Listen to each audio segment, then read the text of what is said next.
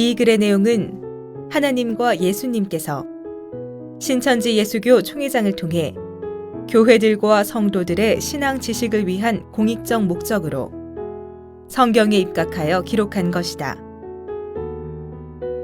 또한 이 내용들은 교회들과 성도들의 참 신앙을 위해 옳은 것은 옳다 하고 아닌 것은 아니다라 하신 예수님의 말씀에 입각하여 기록한 것이다.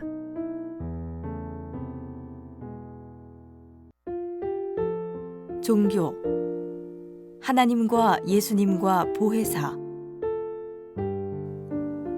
본문 마태복음 7장 21절, 요한복음 16장 13절로 15절.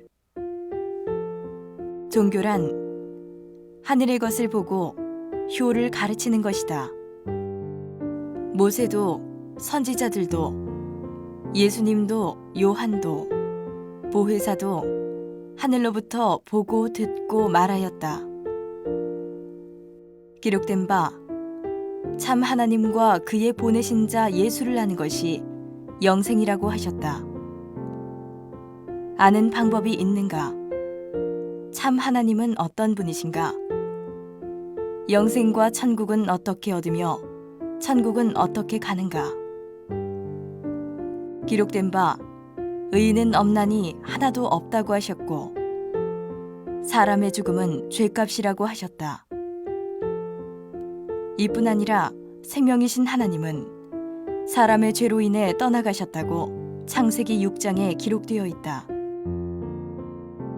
이러므로 종교는 땅의 것도 사람의 것도 아닌 하늘의 하나님의 뜻이다.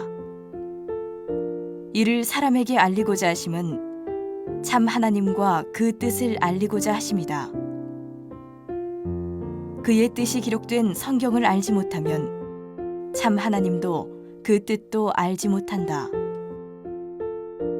영이신 하나님께서 아브라함과 약속하신 것을 모세에게 오시어 이루셨고 모세는 하늘의 것을 보고 그와 같이 창조하였다. 이후 하나님께서 구약 선지자들과 약속하신 것을 예수님에게 오시어 이루셨다. 신약에 약속하신 예수님은 오늘날 약속의 목자 이긴 자에게 오시어 다 이루신다.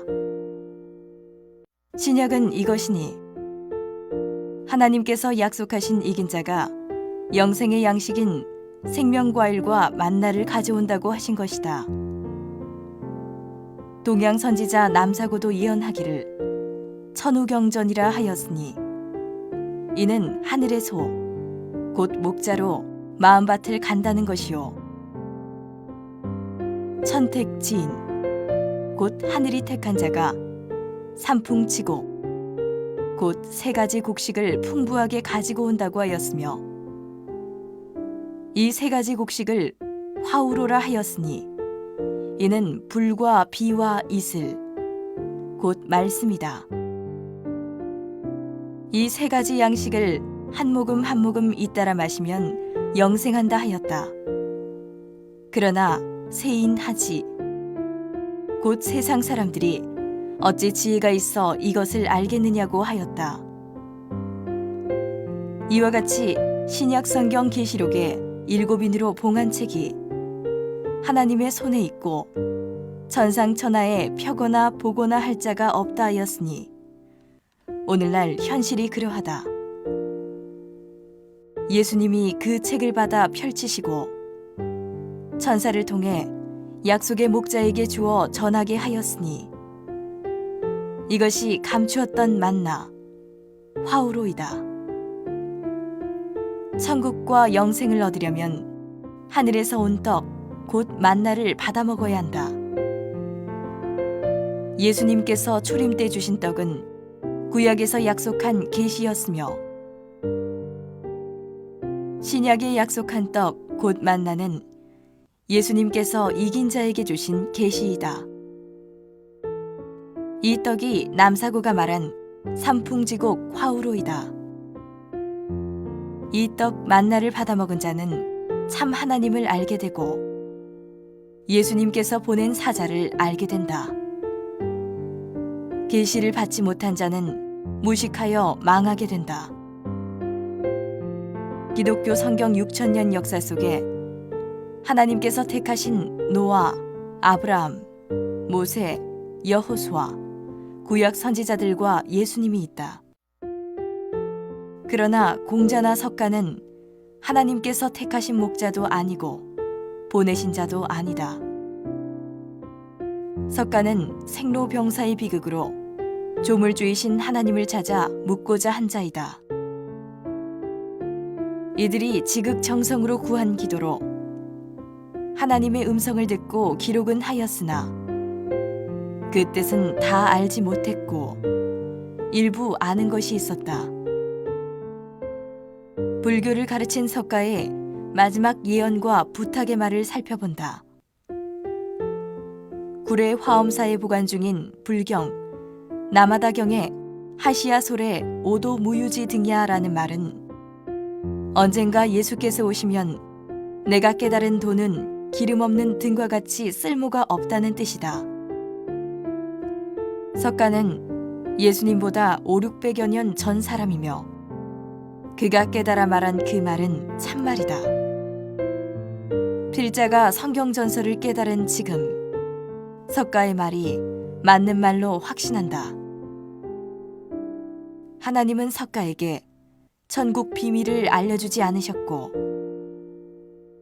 예수님은 초림으로 오셔서 모든 비밀을 드러내었으나 비유로 말씀하셨고 다시 오실 때에는 밝히 말씀하신다고 하셨다.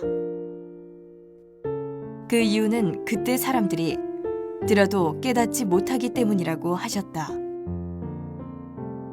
우리나라 불교계에서 유명하고 명성이 높으신 성철 스님의 말과 시가 있다. 1987년 부처님 오신 날 법어에서 성철 스님은 사단이여 어서 오십시오. 나는 당신을 존경하며 예배합니다. 당신은 본래 부처님입니다. 라고 신앙 고백을 했다. 또 성철 스님이 운명 전 지옥의 석가를 보고 쓴 시의 일부에 석가는 원래 큰 도적이요 달마는 작은 도적이다. 서천에 속이고 동토에 기만하였네. 도적이여 도적이여 라고 하였다. 위의 글들을 보면 석가는 바른 말을 했고 성철은 지나치게 이해하기 어려운 말로 표현했다. 그러나 두 사람의 인생이 끝나는 시점에서 거짓말을 남기고 싶지는 않았을 것이며 사실을 말했다고 본다. 지금 불교인이나 기독교인이 석가와 성철 스님의 말에 대해 잘잘못을 말할 깨달음과 성경적 지식이 없다고 본다. 다만 참 하나님과 그 뜻을 아는 자만이 말할 수 있다고 본다. 참 도를 아는 입장에서 볼 때 두 사람의 말이 다 맞다고 본다.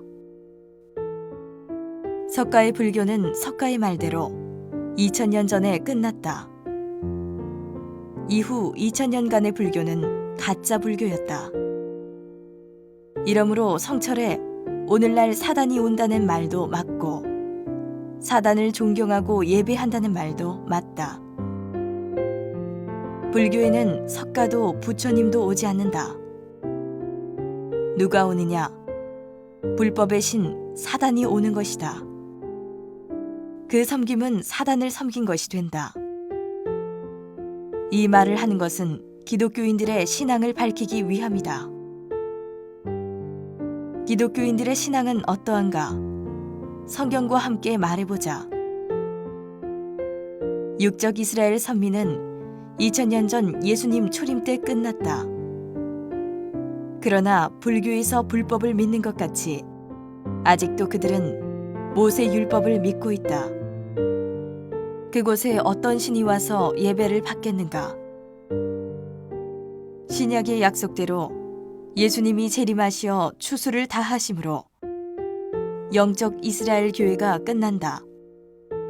그러나 불교같이 스스로 끝나고 없어지겠는가? 불교의 사찰이 부패한 것이나 기독교의 교회가 부패한 것이나 같다고 본다. 예수께서 누가복음 20장에서 비유로 하신 말씀을 보면 다음과 같다. 포도원 주인이 포도원을 농부에게 새로 주었고 가을에 소출 얼마를 새로 받기 위해 사자를 보냈으나 농부가 새를 주지 않고 사자를 때리고 쫓아내었다. 주인이 아들을 보내면 새를 줄 것이라 생각하고 아들을 보냈으나 농부가 말하기를 이는 상속자니 죽이고 포도원을 우리 것으로 하자 하고 아들을 포도원 밖에 내어쫓아 죽였다. 이와 같이 불교도 기독교도 허울 좋은 말로는 하나님을 가장 잘 믿고 충성을 다하는 것 같지 않아 그 속은 사찰이나 교회가 그 신도들을 자기 소유로 여기고 있으니 하나님이 오신다 할지라도 어찌 내어주겠는가. 이러므로 예수님께서 밤에 도둑같이 씨 뿌린 밭에 몰래 가서 알곡을 추수해 오셔서 하나님의 나라와 백성을 창설한다고 하신 것이다. 겉으로는 절이며 교회이나 그 속은 개인의 사업체인 것이다. 이 사실을 성도들이 얼마나 알겠는가. 이런 교회, 이런 사찰에 성령 부처님이 함께 하시겠는가? 누가 함께 하겠는가? 성철 스님이 사단에게 예배하고 존경한다는 말이나 예수님이 예루살렘 성전의 목자에게 마귀라고 한 말이나 무엇이 잘못 말한 것이겠는가? 잘못은 하나님의 뜻, 성경을 잘 모르는 것이다. 교회 성도들이 헌금을 하지 않으면 신학교도 교회도 목회도 할 자가 없고 절에도 불전을 내지 않으면 사찰도 스님도 하지 않을 것이다. 불경에는 사찰에 부처를 만들어 절하지 못하게 되어 있다는 말을 들었다. 그러나 경서와 달리 부처를 만들어 절하는 것은 불전 시주를 위해 만든 것이라고 한다. 이 모두가 종교라고 하는 하늘의 뜻에 벗어난 행위이니 어찌 이곳에 성령 또는 부처가 함께하겠는가? 사람은 누구나 약속한 경서에 기록된 하나님의 말씀으로 거룩해지고 거룩해져야 성전이 되어 거룩하신 하나님의 성령이 임하여 함께할 수 있으니 이같이 되므로 성령의 인도를 받게 된다. 신약에서는 주께서 약속하신 약속의 목자 곧 주님의 이름으로 오시는 보혜사를 만나 듣고 보고 깨달아 입맞고 약속의 나라와 민족이 되는 것이 천국과 영생을 얻는 것이다. 우리 신천지는 주님의 약속대로 이루어지고 있으니 천국과 구원, 영생을 얻기를 소원하는 성도는 와서 성령의 인도를 받아 소망에 이르기를 기도한다.